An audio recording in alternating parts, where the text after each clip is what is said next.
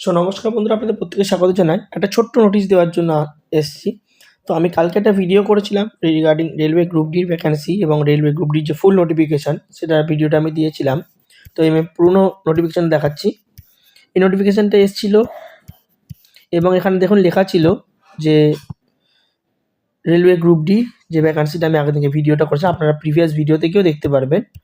তো এখানটায় যে ভ্যাকেন্সি দেওয়া ছিল, যেটা আমি আগের দিন মজা করেও বলেছিলাম, যে প্রথমে বলা ছিল যে 22,000 অ্যাপ্রক্স, বাট সেটাতে ভ্যাকান্সি ছিল 21,997। এটা নোট করুন, এটা আগের দিনকার নোটিফিকেশান এসেছিল, তাতে এই লেখা ছিল।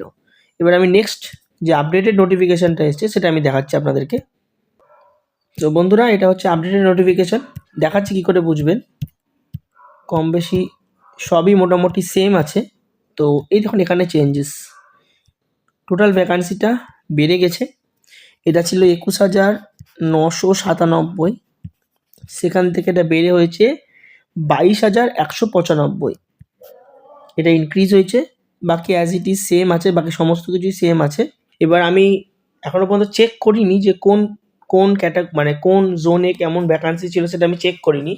আশা করছি আপনারা চেক করেছেন। কোথাও না কোথাও তো চেঞ্জেস হয়েছে।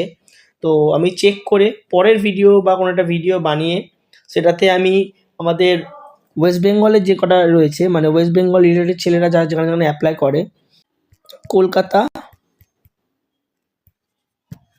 ইস্টার্ন, কলকাতা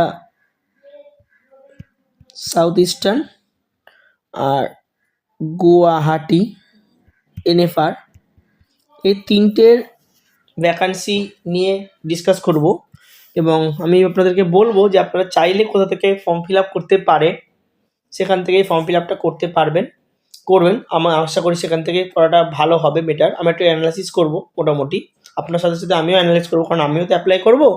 তো একসাথে অ্যানালাইসিস করব এবং দেখব কেমন কি রয়েছে। তো এটা ছোট্ট ভিডিওতে আমি বলে দিলাম যে ভ্যাকান্সিটা ইনক্রিজ হয়েছে। তো আপনারাও একটু চেক করে নেবেন কোনটাতে কেমন হয়েছে, আর কয়েকদিন পর ফর্মটা ফিল আপ করুন। হঠাৎ করে ফিল আপ করাটা আমার মনে হয় জাস্টিফিকেবল হবে না।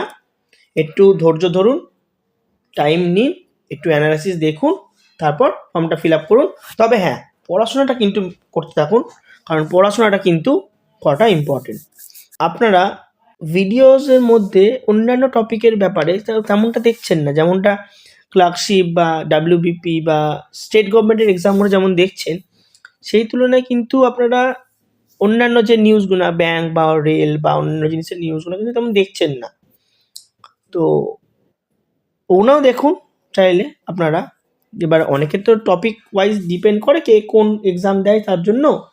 তবুও আমি যেহেতু এক্সাম রিলেটেড সবকটাই খুলেছি, তার জন্য স্টেট সেন্ট্রাল সবকটারই এক্সামগুলো কভার করার চেষ্টা করছি। তাই জন্যই পছন্দ হলে লাইক করবেন, চ্যানেলটি সাবস্ক্রাইব করবেন। পরবর্তী ভিডিওতে আবার দেখা হবে। ধন্যবাদ।